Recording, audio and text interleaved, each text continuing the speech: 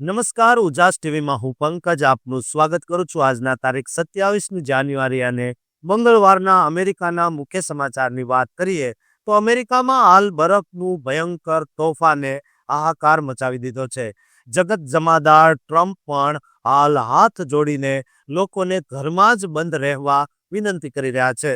પરંતુ ધંધા રોજગાર માટે ગુજરાતથી અમેરિકા ગયેલા લોકો પોતાના ઘરમાં બેસી ન રહેતા ઘર બહાર નીકળવા મજબૂર બને છે.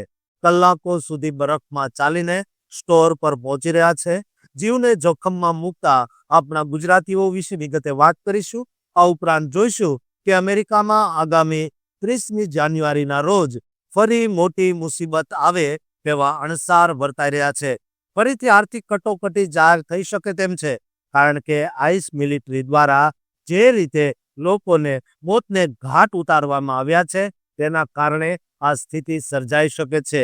તેનાથી ગુજરાતીઓના ઉદ્યોગ ધંધાને સૌથી ખરાબ અસર થાય તેવી શક્યતા છે, જેની વિગતે વાત કરીશું. આ ઉપરાંત જોઈશું કે અમેરિકામાં ટ્રમ્પે વર્ષ 2025માં જે રીતે ભારતીયોને ઝડપી લઈને આકરી કાર્યવાહી કરી છે તેના આંકડાઓ જાહેર થઈ ગયા છે. આ આંકડાઓ જોતા એવું લાગે છે દર મિનિટે એક ભારતીય જેલના સળિયા પાછળ ગયો છે.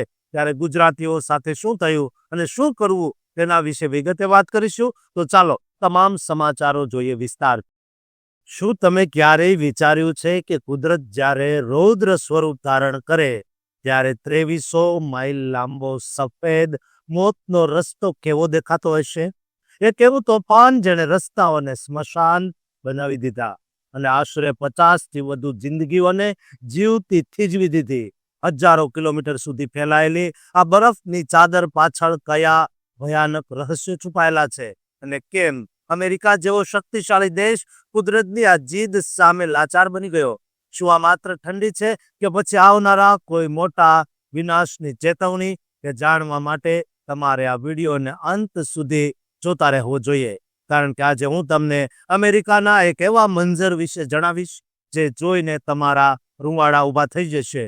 અમેરિકામાં જાન્યુઆરી 2026માં વિન્ટર સ્ટોર્મ ફન નામનું એક અત્યંત ખતરનાક અને વિનાશક બરફનું તોફાન ત્રાટક્યું, જેણે સમગ્ર દેશના જનજીવનને વેરવિખેર કરી નાખ્યું. આ તોફાનની શરૂઆત 22 જાન્યુઆરીથી થઈ અને 27 જાન્યુઆરી સુધી સતત પોતાનો કહેર વર્તાવ્યો, જે ટેક્સાસથી લઈને ન્યૂ ઇંગ્લેન્ડ સુધીના 2300 માઇલ જેટલા વિશાળ વિસ્તારમાં ફેલાયેલું છે.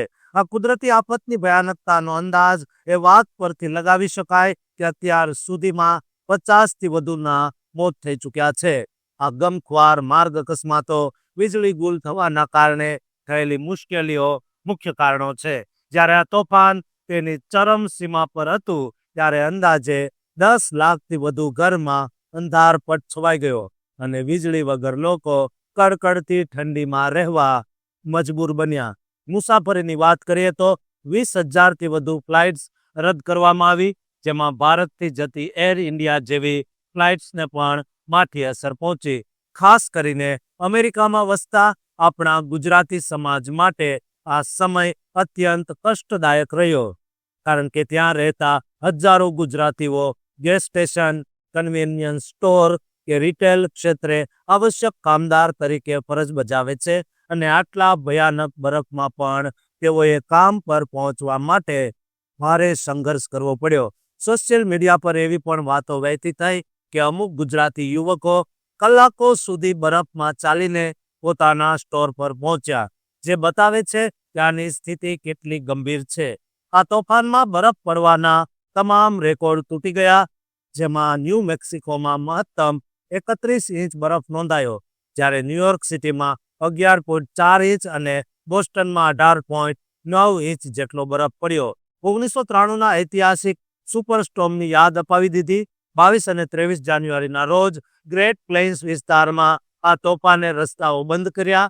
24-25 જાન્યુઆરીના રોજ પીક અસર દરમિયાન ન્યુયોર્ક અને ટેક્સાસમાં હાહાકાર મચી ગયો. ગંભીર ઠંડીના કારણે બરફ સાફ કરતી વખતે હાર્ટ એટેક આવવાની ઘટનાઓ પણ પ્રકાશમાં આવી. અનેક રાજ્યોમાં સરકાર દ્વારા ઇમરજન્સી જાહેર કરવામાં આવી. લોકોને ઘરની બહાર ન નીકળવા ટ્રમ્પ દ્વારા કડક સૂચનાઓ આપવામાં આવી. 27 જાન્યુઆરી સુધીમાં તોફાની પવનોની ગતિ ધીમી પડી. વીજળી પુનઃસ્થાપિત કરવાની કામગીરી યુદ્ધના ધોરણે ચાલી રહી, પરંતુ રેકોર્ડ બ્રેક ઠંડી હજુ પણ યથાવત છે. ન્યૂ જર્સી, ટેક્સાસ અને શિકાગો જેવા વિસ્તારોમાં આપણા ગુજરાતીઓ મોટી સંખ્યામાં વસવાટ કરે છે. તમામ લોકોએ અમેરિકામાં હાલ જીવને જોખમમાં મૂક્યા વગર જ સલામતી રાખવી ખૂબ જરૂરી છે. જો તમારા કોઈ મિત્રો કે સંબંધીઓ અત્યારે અમેરિકામાં હોય તો તેમને ગરમ રહેવા અને સ્થાનિક ઇમરજન્સી સેવાઓના સંપર્કમાં રહેવા ખાસ વિનંતી કરજો, કારણ કે આ કુદરતનો પ્રકોપ હજુ પૂરો થયો નથી. તમારા પરિવારજનો જે અમેરિકામાં છે તેમની સુરક્ષા માટે આ વિડીયો વધુમાં વધુ શેર કરજો અને ચેનલને સબસ્ક્રાઇબ કરજો. દુનિયાભરનું સૌથી શક્તિશાળી ગણાતું રાષ્ટ્ર અમેરિકા થોડા જ કલાકોમાં ઠપ થઈ જશે.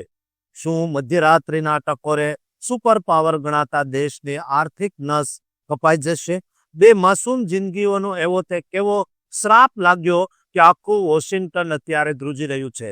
30 જાન્યુઆરીની એ કાળી રાત કે જે અમેરિકાના સરકારી તંત્રને તાળાબંધી તરફ ધકેલી રહી છે, તેનું રહસ્યમય અને સનસનીખેજ સત્ય જાણવા માટે તમારે આ વિડીયોને અંત સુધી જોતા રહેવું જોઈએ, કારણ કે આ ખેલ માત્ર પૈસાનો નથી પણ ખૂન અને રાજકારણનો છે.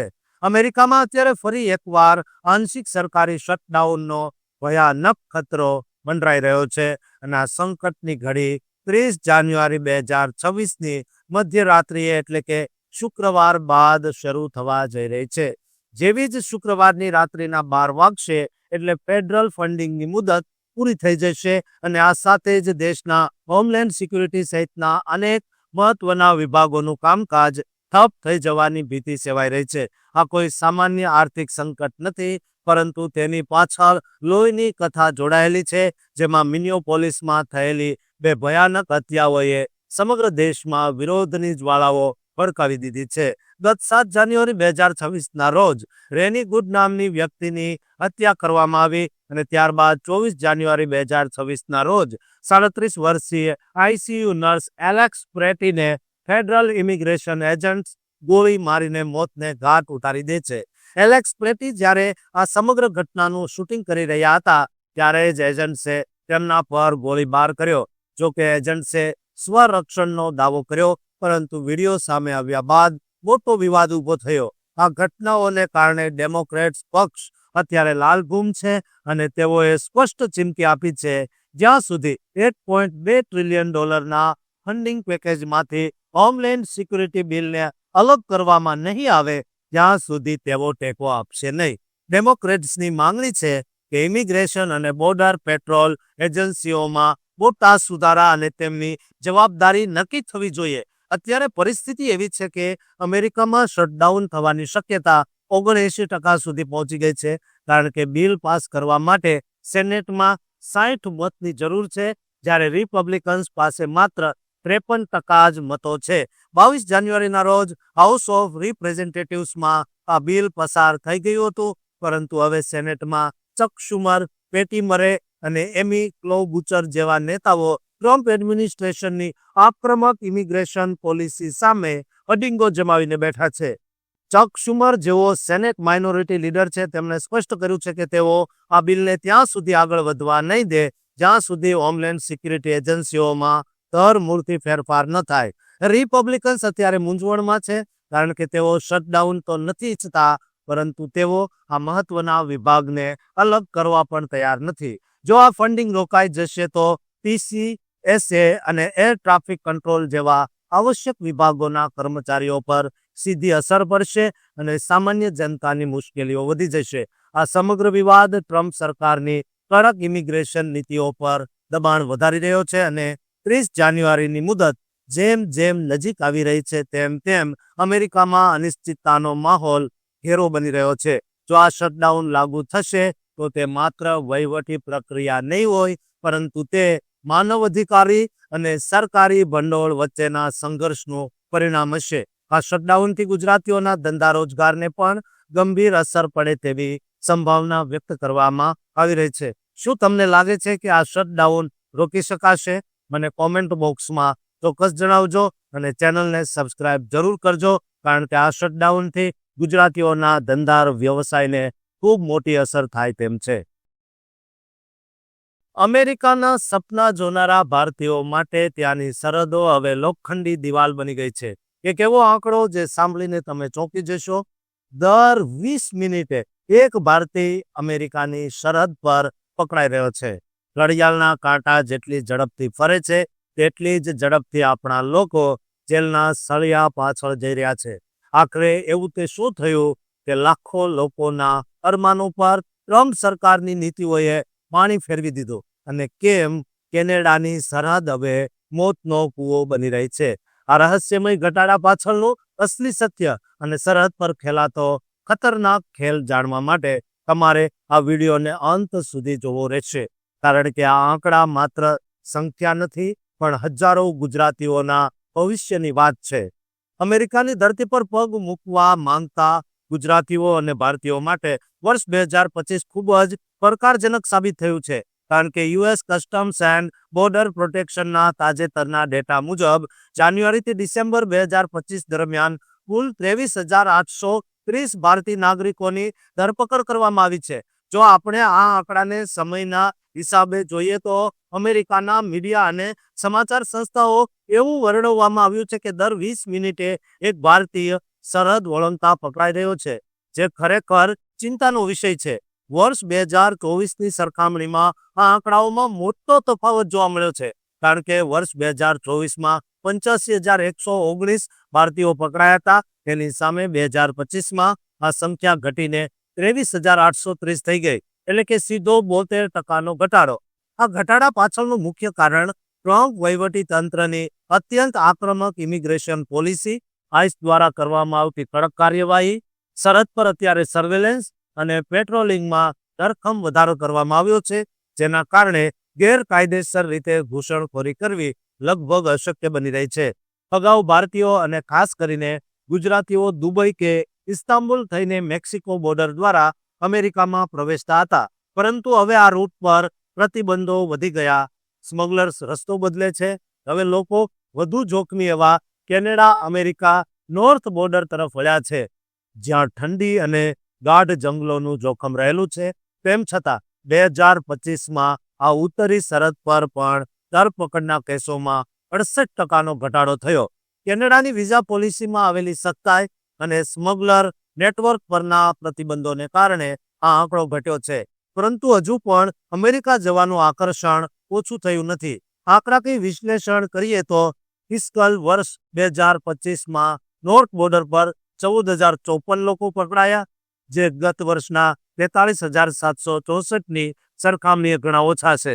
નિષ્ણાતોનું માનવું છે કે આ એક પ્રકારનું ડિફરન્સ એટલે કે લોકોમાં પેદા થયેલો ડર છે, જેના કારણે ગેરકાયદેસર પ્રયાસો ઓછા થયા છે. પરંતુ સ્મગલર્સ હજુ પણ નવા અલ્ટરનેટિવ શોધી રહ્યા છે, ખાસ કરીને ગુજરાતી સિંગલ એડલ્ટ્સ જેઓ નોકરી અને સારા વેતનની લાલચે જીવનું જોખમ ખેડીને પણ ત્યાં જવા માંગે છે. તેઓ માટે આ ચેતવણીરૂપ કિસ્સો છે. વર્ષ 2022માં બનેલી ડીંગુ ચાની એક કરુણ ઘટના, જેમાં આખા ગુજરાતી પરિવારે કેનેડા બોર્ડર પર જીવ ગુમાવ્યો હતો. તેના પછી પણ ટ્રેન્ડ ચાલુ રહ્યો, પરંતુ હવે કડક એન્ફોર્સમેન્ટને લીધે ભારતીયોની ધરપકડના આંકડામાં ઐતિહાસિક ઘટાડો જોવા મળ્યો. આમ છતાં ભારત હજુ પણ ગેરકાયદેસર ઘૂસણખોરીના લિસ્ટમાં ટોપ સોર્સ કન્ટ્રીમાં સ્થાન ધરાવે છે, જે બતાવે છે કે હજુ પણ લોકો ગેરકાયદે રસ્તાઓ શોધી રહ્યા છે. ટ્રમ્પ સરકારની આ નીતિઓએ ભલે આંકડાઓ ઘટાડ્યા હોય, પરંતુ શું તે કાયમી ઉકેલ છે? તે એક મોટો પ્રશ્ન છે. આ સમગ્ર ડેટા યુએસ બોર્ડર એજન્સી દ્વારા સત્તાવાર રીતે જાહેર કરવામાં આવ્યા છે, જે દર્શાવે છે કે હવે ગેરકાયદેસર રીતે અમેરિકા પહોંચવું એ માત્ર આર્થિક જ નહીં પણ જિંદગીનું સૌથી મોટું જોખમ બની ગયું છે. શું તમને લાગે છે આટલી કડકાઈ પછી ગેરકાયદે ઘૂસણખોરી અટકશે? મને કોમેન્ટમાં જરૂરથી જણાવજો અને આ ચેનલને સબસ્ક્રાઇબ જરૂર કરજો.